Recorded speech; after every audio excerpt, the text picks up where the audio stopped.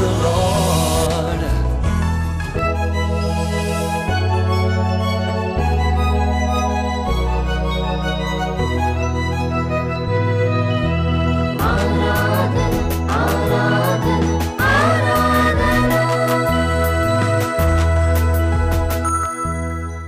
Praise the Lord. Doordarshan Yadagiri ప్రేక్షకులకు ప్రభు అయిన యేసుక్రీస్తు నామంలో శుభములు.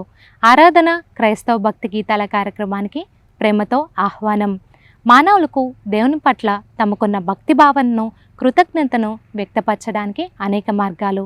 దానిలో దేవుణ్ణి స్తుతించడం, పాటలు పాడి ఆరాధించడం అనేవి ప్రధానమైనవి. నన్ను ఆరాధించువారు ఆత్మతో సత్యముతో ఆరాధింపవలనన్నది బైబిల్ చెప్పే సత్యం. ఈనాటి రాగసుధా రసమంజరి మీకు సమర్పిస్తున్నవారు life word church, Beeramguda, Chandanagar.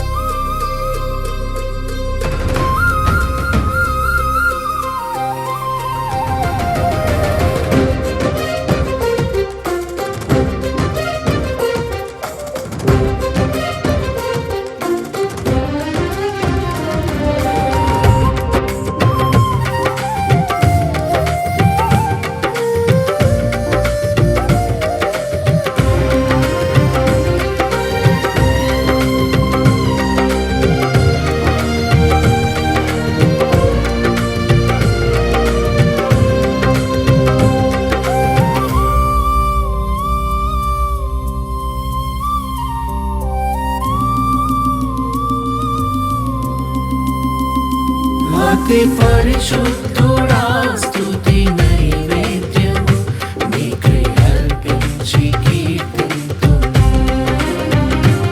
అతి పరిశుద్ధుడా స్తుతి నైవేద్యము నీకై అర్పించి కీర్తింతును. నీవే నా పక్షమై నన్ను దీవించగా, నీవే నా తోడువై నన్ను నడిపించగా, జీవింతును నీ కోసమే ఆశ్రయమైన నా యేసయ్యా. జీవింతును నీ కోసమే ఆశ్రయమైన నా యేసయ్యా. అతి పరిశుద్ధుడా స్తుతి నైవేద్యము నీకై అర్పించి కీర్తింతును.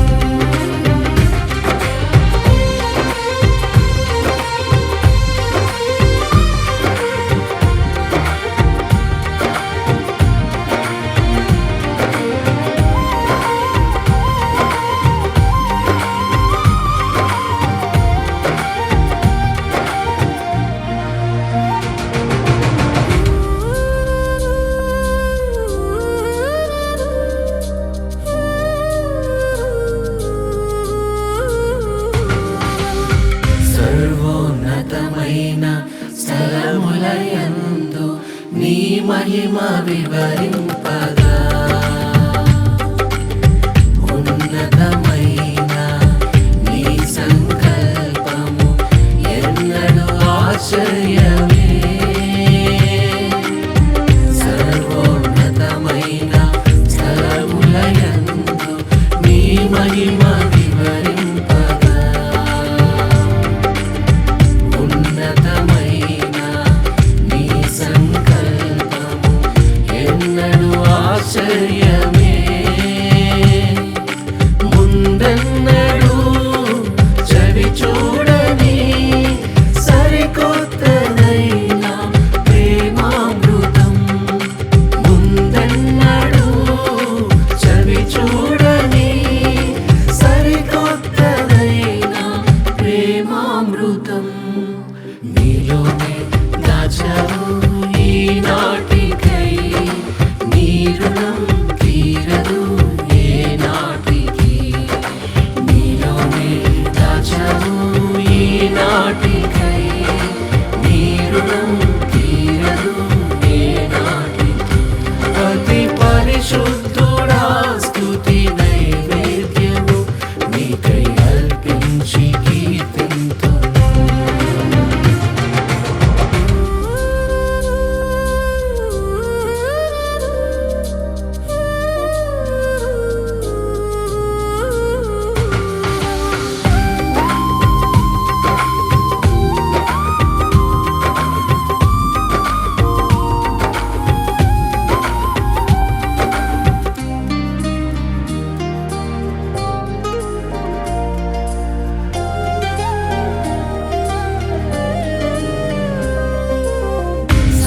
సారెపై ఉన్న పాత్రగా నన్ను చేజారిపోనివ్వక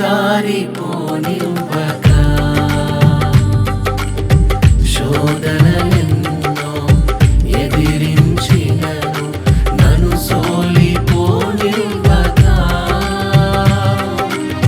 సారెపై ఉన్న పాత్రగా నన్ను చేజారిపోనివ్వక శోధనలెన్నో ఎదిరించినను నన్ను సోలిపోనివ్వక ఉన్నావులే ప్రతి క్షణమున కలిసున్నాములే ప్రతి అడుగునా ఉన్నావులే ప్రతి క్షణమున కలిసున్నాములే ప్రతి అడుగునా నీవేగా యేసయ్యా నా ఊపిరి నీవేగా యేసయ్యా నా కాపరి నీవేగా యేసయ్యా నా ఊపిరి నీవేగా యేసయ్యా నా కాపరి అతి పరిశుద్ధుడా స్తుతి నైవేద్యము నీకై అర్పించి కీర్తింతును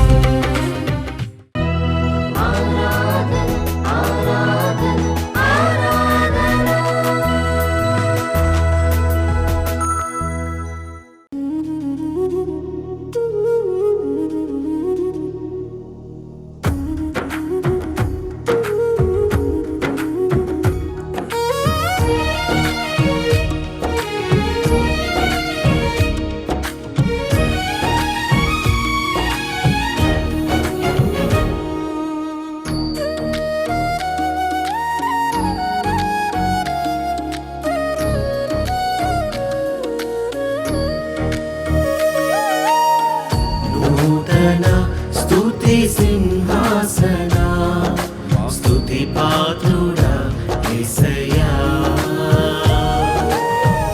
నూతన స్తుతి సింహాసన నా స్తుతి పాత్రుడా యేసయ్యా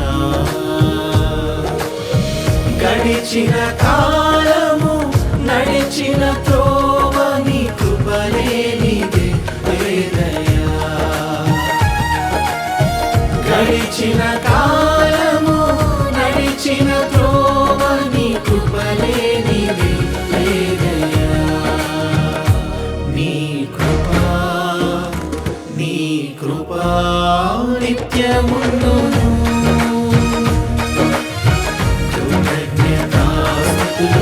కృతజ్ఞతాస్తుతులు చెల్లించెదము నిత్యము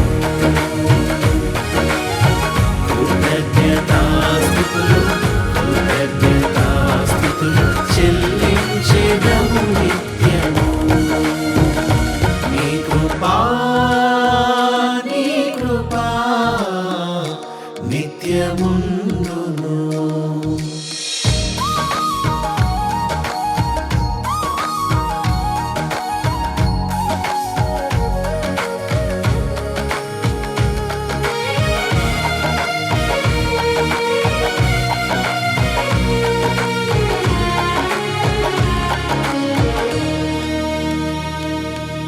నీవే నిజమైన ద్రాక్షావల్లి నీలో నిలిచియుందును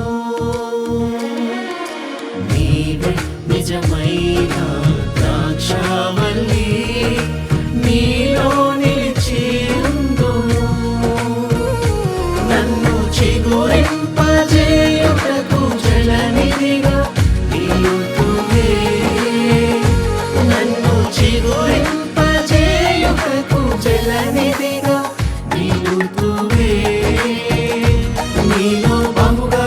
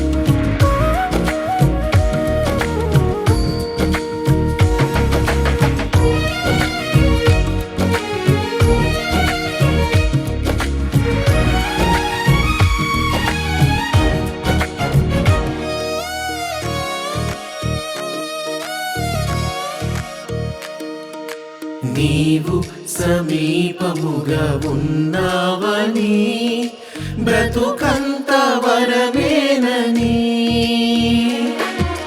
నీవు సమీపముగా ఉన్నావని, బ్రతుకంత వరమేనని. నిన్ను మనసారా ప్రేమించి నీ కొరకే జీవింతును. నిన్ను మనసారా ప్రేమించి నీ కొరకే జీవింతును. నన్ను చేరి ఈ రీతిగా దీవించుట, నన్ను చేరి ఈ రీతిగా దీవించుట నీ కృపదానమే. కృతజ్ఞతాస్తుతులు కృతజ్ఞతాస్తుతులు చెల్లించెదము నిత్యము. కృతజ్ఞతాస్తుతులు కృతజ్ఞతాస్తుతులు చెల్లించెదము నిత్యము. నీ కృపా నీ కృపా నిత్యము. నూతన స్తుతి సింహాసన, నా స్తుతి పాత్రుడా యేసయ్యా.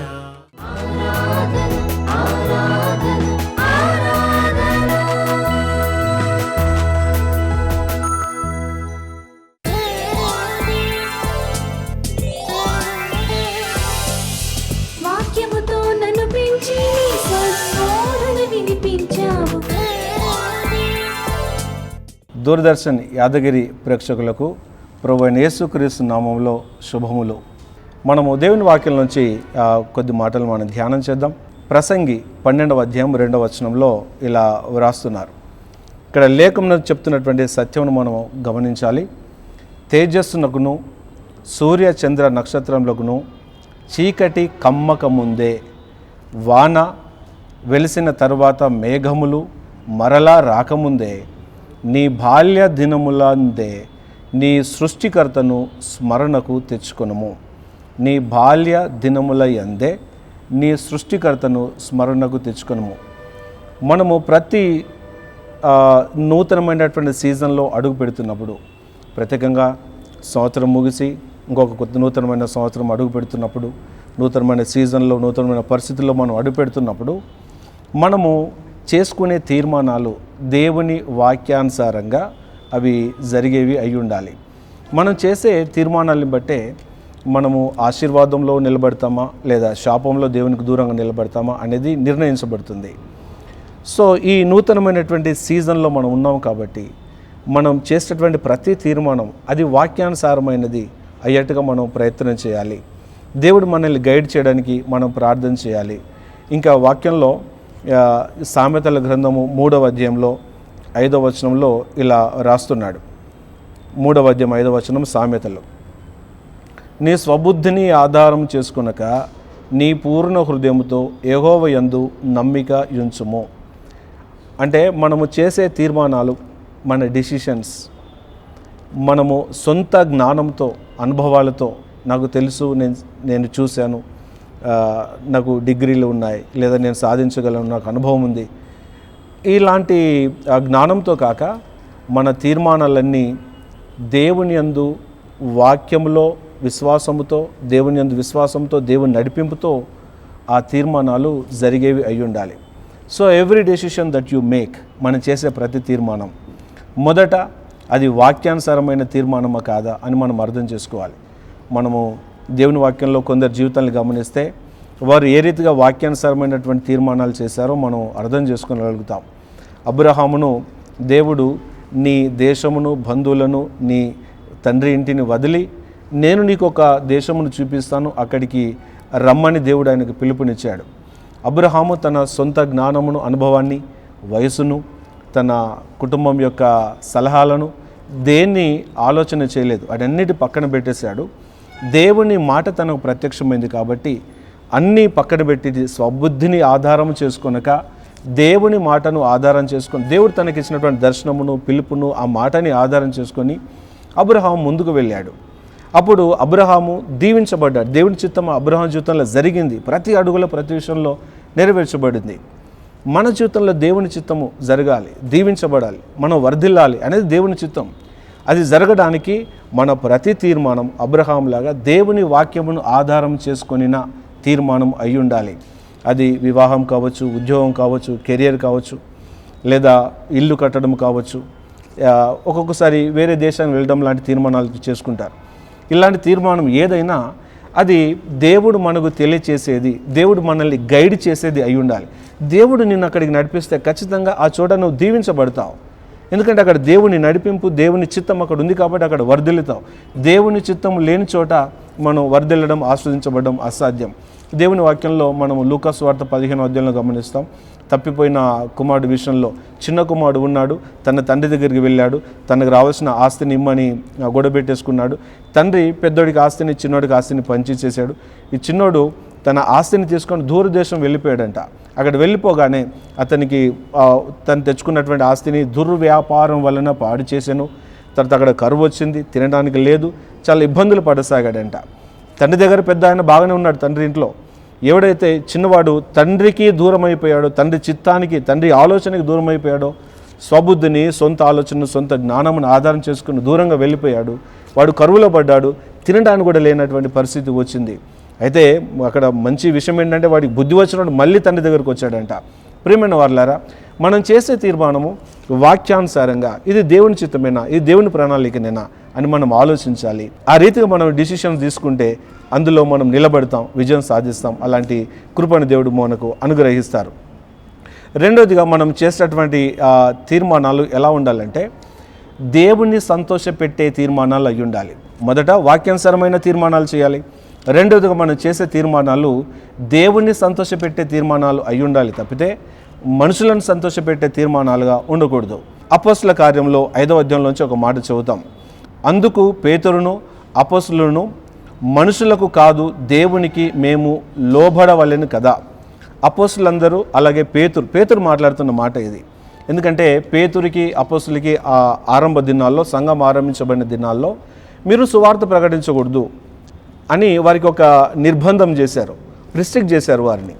ఇప్పుడు పేతురు, అపోస్తులు ఏం చెప్తున్నారంటే ఆ పెద్దలందరికీ, సమాజం చెప్తున్నారు, మేము దేవుని భయపడాలా, మీకు భయపడాలా?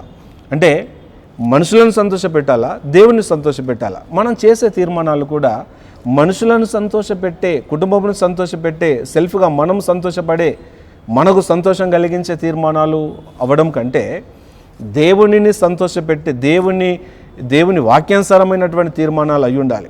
So every decision that we make today, ఈరోజు, ఈ సీజన్లో, ఈ కాలంలో మనం చేసుకున్నటువంటి తీర్మానాలు అవి మనుషులను సంతోషపెడుతున్నాయా లేదా దేవునికి సంతోషం కలిగించే తీర్మానాలా? కొన్నిసార్లు మనం మనుషులకు భయపడి తీర్మానాలు చేస్తాం, పరిస్థితులకు తలవంచి తీర్మానాలు చేస్తాం. మనం ఏ పరిస్థితికి తలవంచవలసిన అవసరం లేదు, కానీ దేవుని చిత్తానుసారంగా దేవుణ్ణి సంతోషపెట్టే తీర్మానాలు మనము చేసేవారమై ఉండాలి. ఇంకొక మాట, మూడవదిగా మనం చేసే తీర్మానాలు ఇది పరసంబంధమైనటువంటి మనస్తత్వం కలిగి ఉండాలి. ఈ భూ సంబంధమైనటువంటి మనస్తత్వం కలిగి కాదు. మనము కొలెస్సీలు రాసిన పత్రిక 3వ అధ్యాయం 2వ వచనంలో పైనున్న వాటి మీదనే కానీ భూ సంబంధమైన వాటి మీద మనసు పెట్టుకొనకుడి. పైనున్న వాటిపైన మీరు మనసు పెట్టుకొనండి. ఈ మన కనబడేది, మనం చూసేది, మనం అనుభవించేది, మన పరిస్థితులు, వీటిని బట్టి మనం కొన్నిసార్లు వి మేక్ డిసిషన్స్. కానీ దేవుని వాక్యం ఏం చెప్తుందంటే మీరు పరసంబంధమైన మనసు కలిగి ఉండండి, ఆత్మ సంబంధమైన మనసు కలిగి ఉండండి, ఆత్మ నడిపింపుతో మీరు తీర్మానాలు చేసుకునండి. దేవుడు ఖచ్చితంగా మనల్ని ఆ రీతిగా దీవిస్తారు. కాబట్టి నా ప్రియమైన వాళ్ళారా, ఈ సీజన్లో మనం చేసేటటువంటి తీర్మానాలు వాక్యానుసారమైన తీర్మానాలు అయ్యి ఉండాలి. రెండవదిగా దేవుని సంతోషపెట్టేవి, మనుషులను సంతోషపెట్టక దేవుని సంతోషపెట్టే తీర్మానాలు అయి ఉండాలి. మూడవదిగా పరసంబంధమైనటువంటి మనస్సు కలిగి మనం తీర్మానాలు చేయాలి. పైనున్న వాటి మీదే మనసు పెట్టుకోనండి. దేవుడు తద్వారా మన ప్రతి అడుగులో దేవుని దీవెన, ఆశీర్వాదం మనకు కలగడానికి దేవుడు కృప చూపుతారు. దేవుడు మనందరినీ దీవించి ఆస్వాదించునుగాక. ప్రార్థన చేస్తాను. పరమ తండ్రి, గొప్ప దేవ, మీ నామమును స్తుతిస్తున్నాం ప్రభువా. వాక్యం విన్నటువంటి తండ్రి, ఆ ప్రేక్షకులందరినీ దీవించండి. వారి కుటుంబాల్లో ప్రభువా, వారి వ్యక్తిగత జీవితాల్లో, వారు చేసుకునే ప్రతి తీర్మానంలో మీ కృపను, దయను, గైడెన్స్ని, నడిపింపును వారికి దయచేసి ఆస్వాదించమో ప్రార్థన చేస్తున్నాం తండ్రి.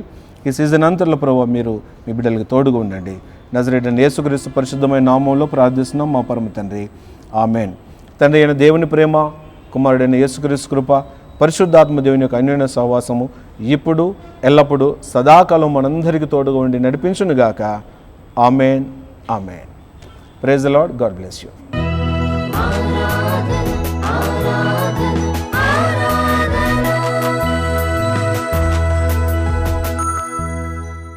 చూశారు కదా, ఈ కార్యక్రమం మీ ఆధ్యాత్మిక జీవితాలకు ప్రయోజనకరంగా ఉందని భావిస్తున్నాను. ఆ దేవదేవుని దీవెన, ఆశీర్వాదం, కాపుదల, భద్రత మీకు, మీ కుటుంబాలకు సదా కలగాలని మనసారా ఆశిస్తుంది మీ వేణిప్రియ. ప్రతి ఆదివారం ఉదయం 6 గంటలకు ఇదే ఛానల్లో ఆరాధన క్రైస్తవ భక్తి గీతాల కార్యక్రమాన్ని తప్పక వీక్షించి దైవ దీవెనలు పొందండి. Praise the lord.